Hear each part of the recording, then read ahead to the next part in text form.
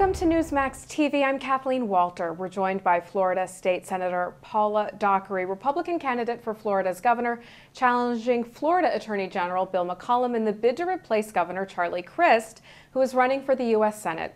Senator Dockery was elected to the Florida House in 1996 and in 2002 was elected to the state Senate. In both chambers of the legislature, she served as Majority Whip.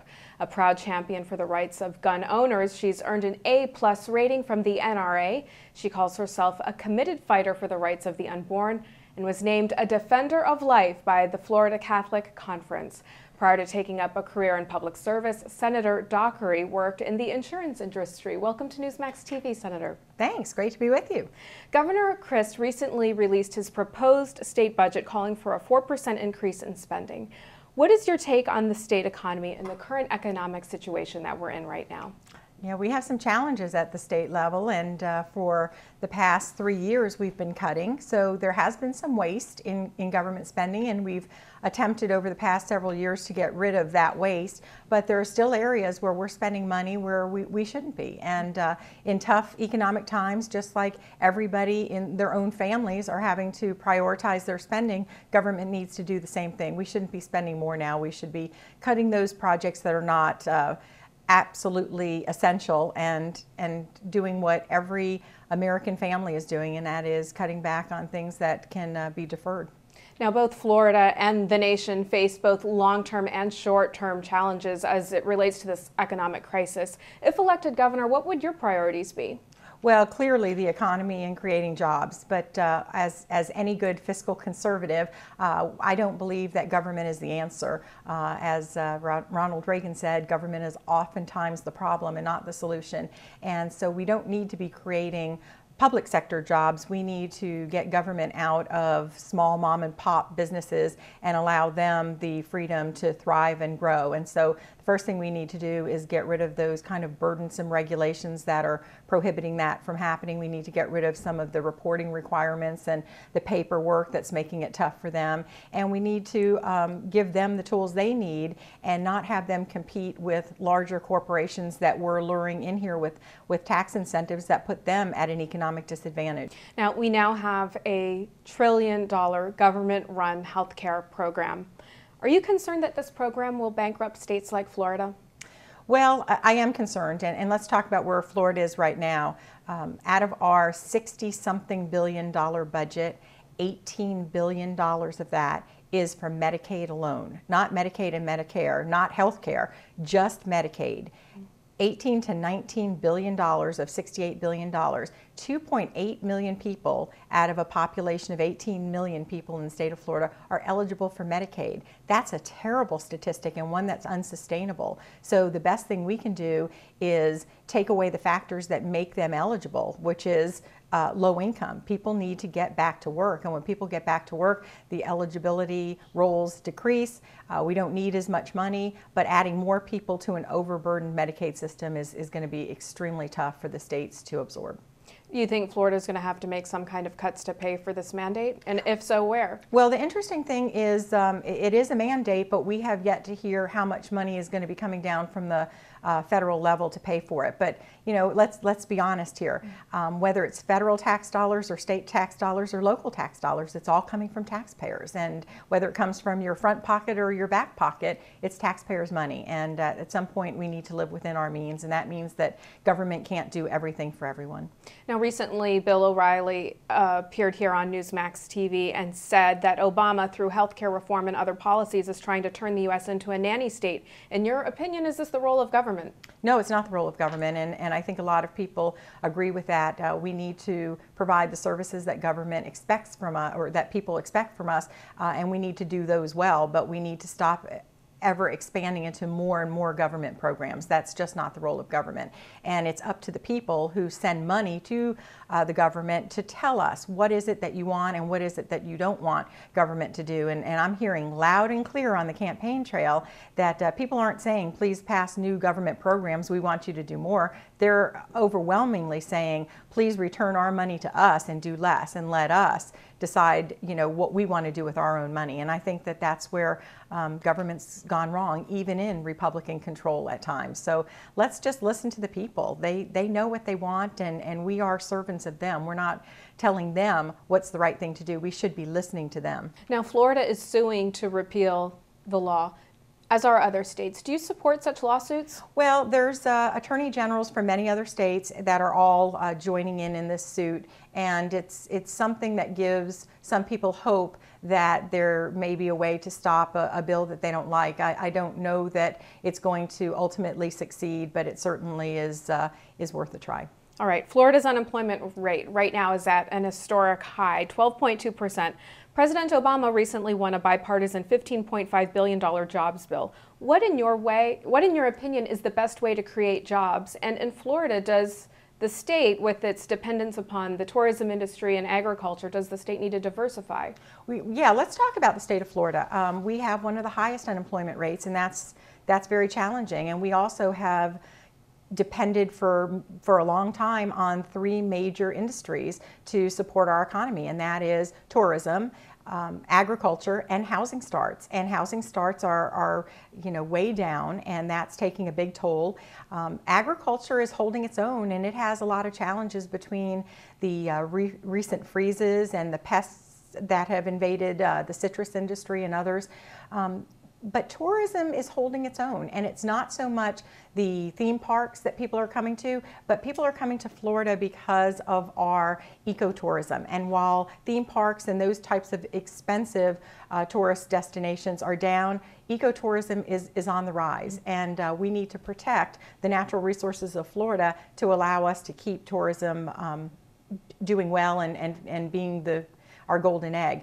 But we can no longer rely on those three industries. We need to diversify for certain. I think energy resources could be helpful. I think we need to look at what we're going to do with all of those intelligent folks out on the Space Coast and decide what's going to happen with our space industry now that the president seems to be wanting us to veer away from what we've done so well here in Florida for decades. So if elected, how would you go about creating jobs? Well, I think people have to create jobs. Government can't create jobs, but we have to remove the barriers that are in the way of them doing that. And I think that it's nice to attract industries into the state of Florida, but we need to do it in a way that is not some kind of a backroom deal, that is not a corporate subsidy. And we need to really work on the mom and pop businesses, small businesses, who are the backbone of all the jobs. Most of the jobs created are not from a few big industries, they're from all these mom and pop organizations. So we need to be a little bit more business friendly, and to the extent that we can do that through our tax structure, to the extent we can do that through education, to the extent that we can do that from removing barriers, there are a lot of things we can do, but what we shouldn't do is create jobs at the government level. Now, another big issue that could impact Florida is talk of offshore drilling. The Obama administration has changed its course on offshore drilling, announcing it will allow exploration for the first time along the U.S. East Coast, right off the coast of Florida. Is this something that you would support? Well, we have offshore drilling off the coast of Florida, and we have for some time. And there are a lot of leases out there that haven't been explored. So the first question is, why aren't they exploring the leases that are already out there? But in terms of any policy change at the state level, first of all, we have a constitutional amendment that says that there's a ban on drilling right off Florida's coast. So the devil's in the details. What does the plan look like? Are you talking about 50 miles out? Are you talking about 100 miles out? Or are you talking right offshore? Mm-hmm. And I would say that with all the people coming to Florida to enjoy our beaches, to go fishing, to do our ecotourism with kayaking and canoeing and bird watching and whatnot, that any attempt to have offshore drilling right off the shore of Florida would be devastating to that part of our economy. So are you saying then that you oppose offshore drilling right off the coast? Right off the coast, yeah. I think. Would you be open to drilling offshore, but further offshore? Yes, and the devil's in the details. We need to make sure that we do this in a fiscally prudent way, and that we protect not only our resources, but our security along the coast as well. Okay. What differentiates you, do you think, from your opponent, Attorney General McCollum?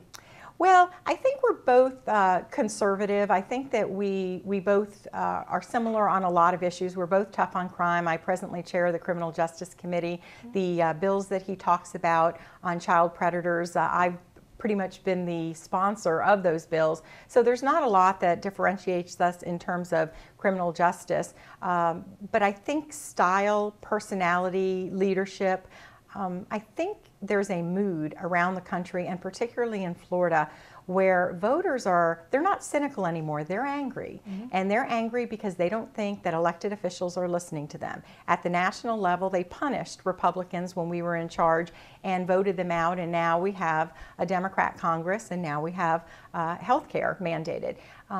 I don't want that to happen in Florida, and Republicans are in the majority in both the House and Senate in Florida, but we're making the same kind of wasteful spending decisions.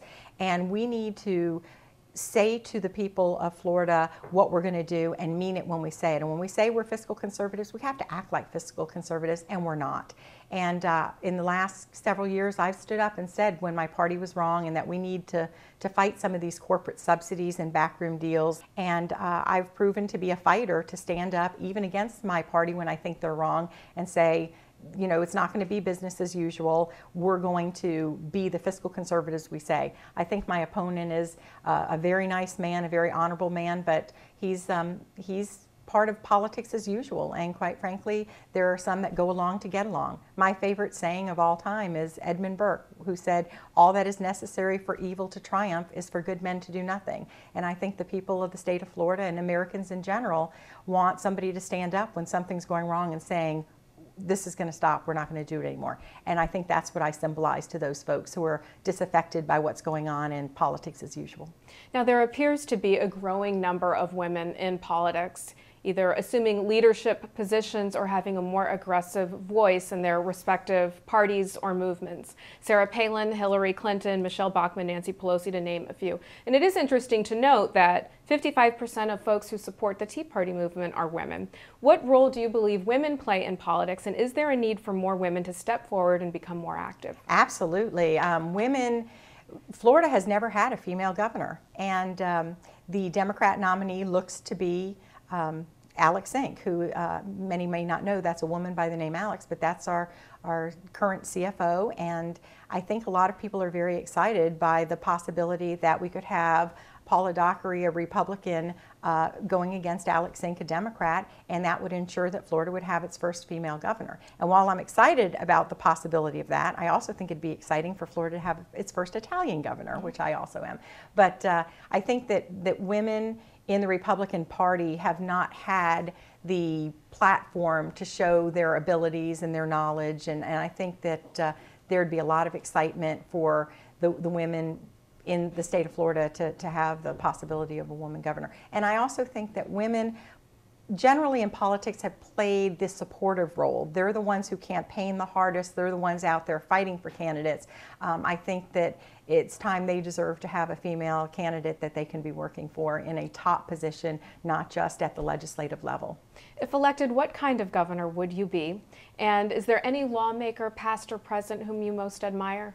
Well, certainly nationally, Ronald Reagan was my favorite president, as is with many Republicans. And what I love about Ronald Reagan is he told it like it was. He wasn't waiting for a poll to tell him what the right or wrong thing was to do. He had a pleasant way about him. He worked well with others, but he stood very strong on his principles, and he fought for what he thought was right. And I'd like to think that after getting to serve as 4 years as governor, that people would say that about me as well. I would be a very hands-on governor, but I would also understand, follow the Constitution and understand that there are 3 branches, and the judicial branch should do what they're empowered to do, and the legislative branch should set policy. But as governor, you have the bully pulpit. You can certainly set out your vision for the state of Florida, but you have to run a good government. You're the CEO of the state, and so you have to surround yourself with good people. You have to surround yourself with good, honest people with integrity. I am somewhat of a policy wonk. I will get involved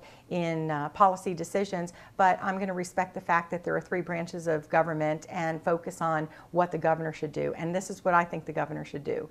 Advance good policies, understand what's important, attract good businesses to the state, help the businesses that are in the state, run a good and efficient government, save money, but take out that veto pen and stop the bad stuff when there is wasteful government spending, and not try to reward special interests who helped get people in position, but look at every decision as, is this right for the taxpayers of the state of Florida, and how can we return their money to them and provide them the services they need at the best cost in the most efficient manner.